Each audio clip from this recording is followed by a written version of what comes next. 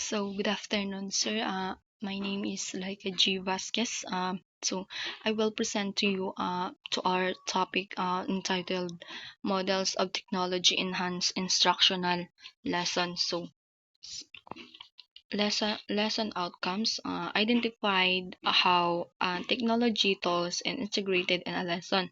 So, the second one is evaluated a sample lesson with the elements of technology integration and suggested how it can be enhanced. So, sa model of model of technology enhanced instructional lesson, so we have contributors, creators, communicators, and collaborators. So, in this part of collaborators, report by Mr. Albert Vargas. So my topic is contributors. So contributors learn can upload materials such as a videos or an audio post message. So submit an output in a Dropbox or add documents and ebooks and add a picture or contribute to a digital world using a pop-up. So contributors are people who actively participate in a digital learning environment by sharing or uploading different types of materials. They can upload videos or audio files to share lesson or presentation, post message to communicate with others, submit their work or assignment in a Dropbox, and add useful documents or ebooks for learning. So, for example, a student might upload a recorded presentation or share an ebook that helps classmates understand the topic better. So the next one is creators. So student can collect a digital portfolio or commonly known as a portfolio or create a virtual poster or an interactive resources. So sa creators, digital portfolio or e-portfolio is an online collection of an student work achievement and the reflection. It allows students to showcase their learning journey over time. So, for example, written assignment like essay, photos, videos, or audio recording or project. So, ito po pwedeng gamitin sa pag-collect ng e-portfolio like Google Sites, Canva, or Padlet. So, yung purpose niya is to demonstrate growth, skills, and accomplishment and a professional and organized digital platform. So, dito po sa virtual poster, a virtual poster is a digital version of a traditional poster design to present information visually and attractively on on a screen. So, ang digital poster ay pwede itong gamitin sa pag-summarize like research on a project and to communicate ideas with image, text, and links. So, pwede naman sila gumamit ng Canva like Google Slides or PowerPoint. So, dito naman sa interactive resources, so a digital learning tool that allows user to engage actively rather than just review content. So, for example, like quizzes or games, interactive timelines or maps, simulation or airdrop activities. So, yung purpose naman nito is to make learning engaging, participate, and hands-on. So, communicators. So, student can chat with peers, post a reply in a vlog, and contribute a comment to the let read flow. So, dito naman sa communicators, being a good communicators means not only expressing your own thoughts, but also listening, responding politely, and building or on others like to create a positive online learning environment. So, Creating a wiki, editing, and adding to it gives the students to enhance to communicate their thoughts. So, a wiki is an online page or website that can be edited by many people. So, yung wiki is marami pong gumagamit po nito kasi po mas madali pong gumamit ng wiki. So everyone can add information, make creation or to improve the content. So Wikipedia is the most famous example. So that's all po. So yung sa collaborators po, ire-report po siya ni Mr. Albert Vargas po.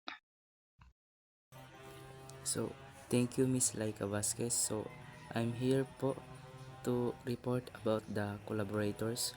Capstone project can be outputs of collaborators. Student can participate in posting ideas in a forum where they can be an asynchronous communication. So, gaya po ito sa mga online conference kung saan nakikipag-participate ang mga students, nagkakaroon ng active learning, sharing of ideas, at questioning. Next po is blogs. It is a web page that you need to create and where you can write and post your ideas. These are updated on a regular basis, which can inspire or educate those who read it. Blogging provides benefits, and one of which is it allows you to improve your writing skills. So, regularly updated website, other individual group or company shares. Sa atin ay improve din po dito yung kanilang writing skills. Next is blogging ideas. Reflect on reading using blogs, post your reflection a book that you are assigned to read.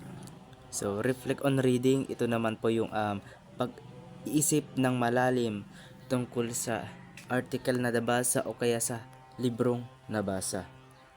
Next po is picture prompt.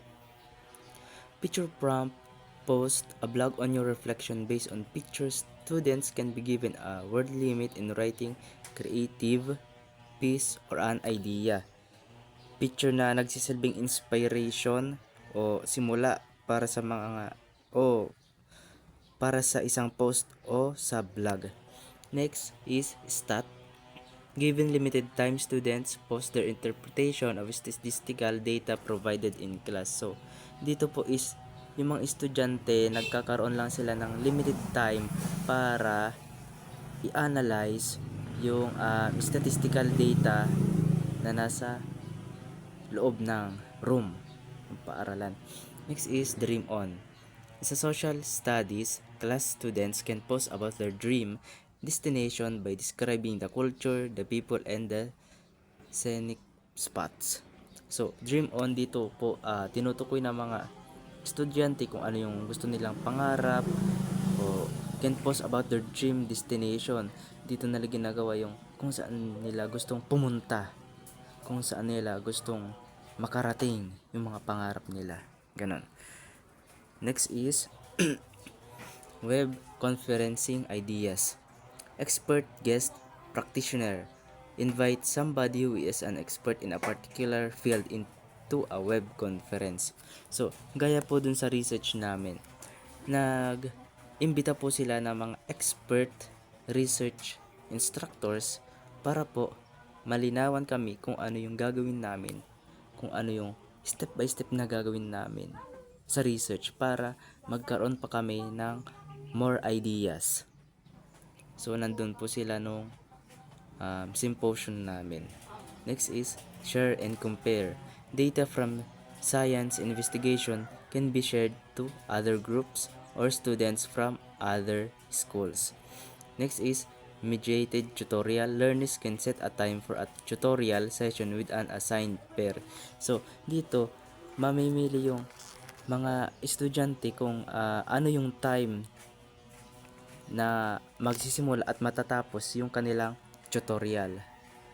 So, yun lamang po. And the next slide, the Padlet will be discussed by Cedric Kent and Yago. Thank you very much. Good afternoon, sir. I will discuss models of technology enhanced instructional. Padlet, another tool that can be accessed online and suited for sharing information or content and can allow engagement of students. Step in designing a lesson. Step 1. Identify learning objectives based on topic or content. Determine if the objectives are observable or can be manifested by the learners.